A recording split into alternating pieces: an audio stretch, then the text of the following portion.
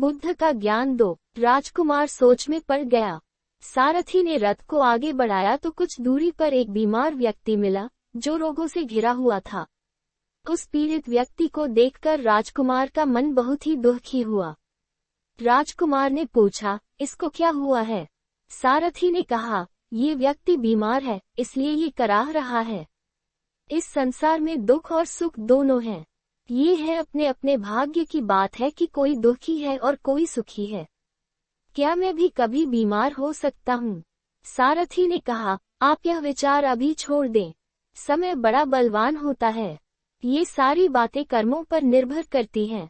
चाहे राजा हो या रंक, सुख दुख सब पर आते हैं।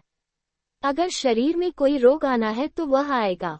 ये सब सुनकर राजकुमार सोच में पड़ गया। सारथी ने रथ को कुछ आगे बढ़ाया तो सामने से 4 कंधों के ऊपर एक अर्दी को जाते हुए देखा। राजकुमार ने ऐसा पहली बार देखा था। उसने सारथी से पूछा, यह क्या है? यह आदमी मर गया है। यह मुर्दा है। जो व्यक्ति मर जाता है, उसको बांधकर शमशान भूमि में ले जाते हैं। फिर वहां पर उसे जला दिया जाता है। राजकुमार ने कहा, क्या सबको मरना पड़ता है? हाँ, सबको मरना पड़ता है।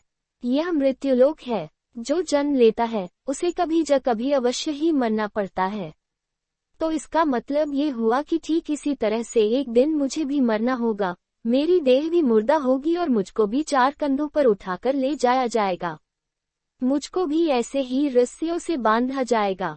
मेरे भी आगे पीछे घर के सदस्य रोएंगे तड़पेंगे और जिस संसार को मैंने इकट्ठा किया है, वह सारा का सारा मुझसे छूट जाएगा।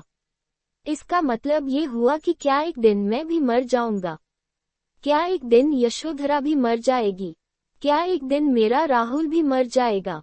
सारथी ने कहा, हाँ राजकुमार, एक दिन मैं भी मरूंगा, आप भी मरेंगे, यशोधरा भी मरेंगी और राहुल भी मरेगा, क्योंकि यह सब मरने के लिए ही पैदा होते हैं। उस रात सिद्धार्थ सो न सके। सोचने लगे कि क्या संसार में इतना दुख है, रोग है, बुढ़ापा है, और ऐसे में मैं खा पी कर कैसे जी सकता हूँ? नहीं नहीं, ऐसा मुझसे नहीं हो सकता। मुझे खोजना होगा उस तत्व को जो दुख, पीड़ा और शोक से रहित हो, जो भय, भ्रम और भूल से परे हो, जो अनंत आनंद से भरा हो, जिसे पाकर फिर और कुछ पाने की इच्छा न हो।